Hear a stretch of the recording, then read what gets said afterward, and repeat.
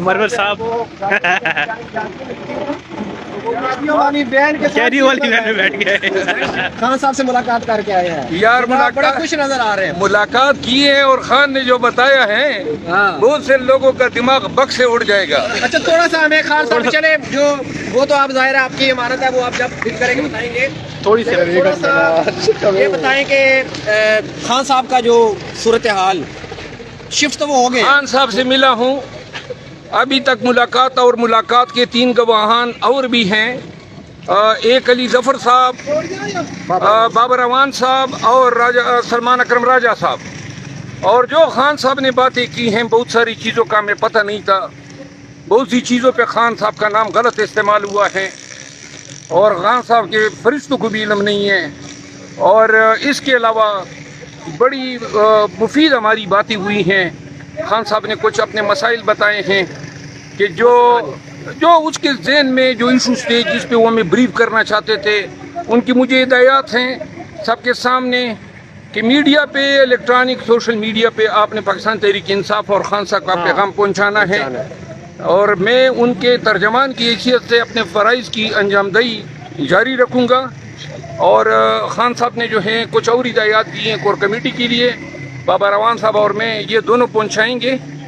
KP में convention इनेकाद कराने का उन्होंने हुक्म दिया है कि केपी को प्रोसीड करना चाहिए और बहुत सारी बातें मैं इस पे अपने दफ्तर में। सर थोड़ा सा ये बताइएगा खान साहब शिफ्ट हो गए हैं अडयाला जेल में तो उनको कहते थे बी क्लास दी गई है लेकिन अब सुना दोबारा सी क्लास दी गई। कोई बी क्लास नहीं दी गई है, सी क्लास दी गई हैं। अटक में जो हालात थे वो वहाँ पे बेहतर थे, यहाँ पे थोड़े बुरे हैं क्योंकि वहाँ पे खान साहब फरमाते हैं कि मैं वॉक कर सकता था, यहाँ पे वॉक की जगह नहीं है। और बाकी बातें हैं मैं इंशाल्लाह अपने दफ्तर। खान साहब का नंबर वो ही है 804 ही है? नहीं अभी तो मैंने कैदी का नंबर नहीं पूछा है। अच्छा लेकिन मैंने 2-3 जो सिक्योरिटी और जो मैट्रेस और खाना पीना टीवी आज इनको 5 बजे तक मिल जाएगा। खान साहब से तकरीबन लगभग थोड़ा इधर करो।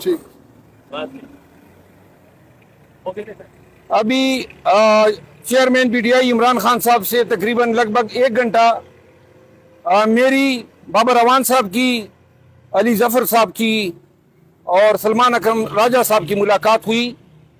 अली जफर साहब थोड़े ताख़ीर से आए। मुलाकात में हमने केसेस के हवाले से गुफ्तगू सुनीत की। खान साहब ने बहुत सारी हिदायत दी लेकिन जो मुझसे रिलेटेड हैं सबसे पहली हिदायत उनकी ये है कि मैं उनके तर्जमान की हैसियत से अपने फ़राइज़ इलेक्ट्रॉनिक और सोशल मीडिया पे जो हैं अदा करता रहूं। और उन्होंने हिदायत की कि सोशल मीडिया के ज़रिए बिलखसूस और मीडिया के ज़रिए उनका जो पैगाम है और पाकिस्तान में जो हालात हैं और जो केयरटेकर हुकूमत की पॉलिसी नज़र आ रही है इलेक्शन न करवाने के हवाले से, इसके अलावा साइफर केस पे किस तरह कौम को हमने अपना वर्जन जो है वो मज़ीद आगे करना है, ये सारी चीज़ें डिस्कस हुई। और इसके अलावा केपी के लिए उन्होंने ख्वाहिश का इज़हार किया कि खैबर पख्तूनख्वा में पाकिस्तान तहरीक इंसाफ को वर्कर कन्वेंशन का इनेकाद करना चाहिए। डॉक्टर बाबर अवान साहब जो हमारे लीगल टीम के सीनियर वकील हैं उनको और मुझे, चूँकि हम दोनों कोर कमेटी के मेंबर्स हैं, उन्होंने कहा कि कोर कमेटी में ये बात जो है उठाई जाए और शेड्यूल जो है जारी करवा के सबसे पहले केपी में कन्वेंशन कराए जाए। उन्होंने इस ख्वाहिश का भी इज़हार किया कि पाकिस्तान तहरीक इंसाफ जो है उसको जो मसलहत के तहत जो पॉलिसी हैं अब उनसे थोड़ा आगे जाके पिच पे खेलना चाहिए। उन्होंने मेरी उस ट्वीट की तायीद की जो मैंने एक आईनी मनसब रखने वाले एक शख्स के हवाले से दिया था। कुछ और बातें हैं जो मैं अपने दफ्तर में जो हैं जाके बताऊंगा। लेकिन एक बात उन्होंने कही कि मुझे आजकल बुज़दिलों की कोई ज़रूरत नहीं है, न मुझे बुज़दिल चाहिए, बहादुर दलेर लोग जो हैं उनको चाहिए कि आगे आएँ, पार्टी जो है उसमें उसकी क़यादत संभालें। और खान साहब की आज की बातों से मालूम हो रहा था कि स्लोली स्टडीली जो है लीगल बैटल पे और अदालती जो सुप्रीमेसी हैं उसके हवाले से उसका एतकाद मजीद कमज़ोर पड़ता जा रहा है।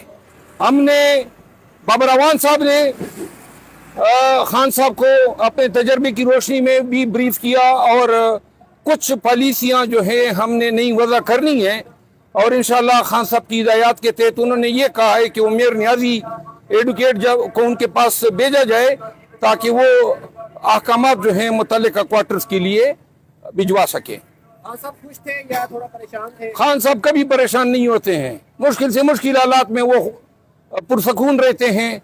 आज की उनकी बातें इंतहाई संजीदा थी, उसकी बातों में संजीदगी थी और जो है वो उसकी फीलिंग से मुझे एहसास हो रहा था कि वो अब चाहते हैं कि कोर कमेटी और पाकिस्तान तहरीक इंसाफ जो है इस मौजूदा जो खोल अपनाया हुआ है उसको तर्क कर दें और कुछ एक्शन की तरफ जो है। उनको पता चल गया कि इमरान रियाज साहब रिहा हो गए? जी ये बताया गया। जी ये बताइएगा कि जो अटक जेल में उन्हें सहूलियात दी गई थी और यहाँ जो सहूलियात हुई, क्या फर्क है? फर्क ये है कि खान साहब के बकौल अटक जेल में उनकी पोजीशन ठीक थी, यहाँ पे जो है फिल वक्त उनको वॉक की जगह जो है वो नहीं दी जा रही है। वो बता रहे थे कि जी एक 10 फुट की जगह वो बता रहे हैं कि यहाँ पे आपने वॉक करना है, जबकि और जगह है, लेकिन बकौल खान साहब के हुकाम ने उनको अपनी मजूरी जाहिर की है। इस हवाले से मुझे हिदायत की है और मैं इस हवाले से हाई कोर्ट से रजू करूंगा। मरवत साहब, इस वक्त खान साहब डेला जेल में केस फेस कर रहे हैं, आप उनकी लीगल टीम में शामिल है, क्या वजह है लीगल टीम में इतने ज्यादा जो उनसे वो इश्यूज खड़े हो रहे हैं आपके आपस में? जब आपके आपस में इश्यू है तो आप जो जेल के अंदर आप हैं उसके लिए फाइट कैसे करें? इस पे काफी गुफ्तगू इसी पे हुई और इसकी वजह यह है कि जिस शख्स को लीगल टीम के मामलात सौंपे गए हैं वो वकील नहीं है। तो आज मैंने उनको कहा है कि जी बल्कि रिकमेंड किया है कि जी मामलात किसी ऐसे शख्स को दें जो इन तमाम इख्तलाफात को और लोगों के जेन्युइन कंसर्न को जो है वो पर्च कर सके।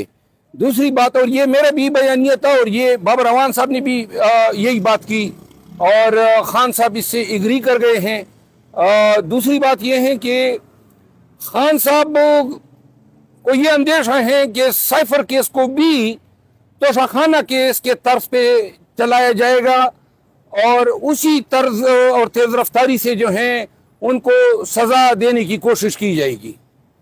Thank you. ये बैरिस्टर अली जफ़र साहब इमरान खान से मुलाकात करने के लिए जा रहे हैं। वो 2 वकील आए थे लेकिन एक को इजाज़त नहीं मिली, तो अब फिर उन्होंने खुद ड्राइविंग सीट को संभाला है और यहाँ से वो देखें पुलिस वाले से बात कर रहे हैं। तो अब यहाँ से वो गाड़ी चला के ये अडियाला जेल के हम बाहर खड़े हैं, ये उसके अंदर लेके जाएंगे।